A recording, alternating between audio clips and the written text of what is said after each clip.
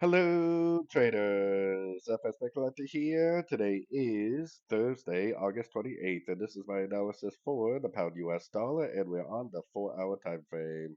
So on the pound dollar, we made this big push up yesterday, but it's really struggling to hold.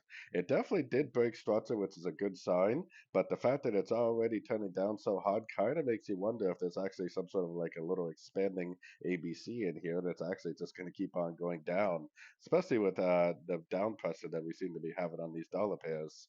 Now, going down to the 1 hour time frame, we have a structure level right here. If it breaks below here with momentum, like a big move, then yeah, definitely going to be looking for sorts after the break of structure on pullbacks for sure.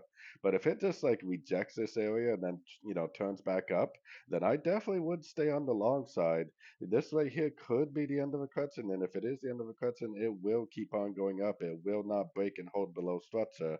So if it does break and hold below structure, we're going to have to invalidate that idea, and we're going to have to just go with the charts and start looking for sorts again.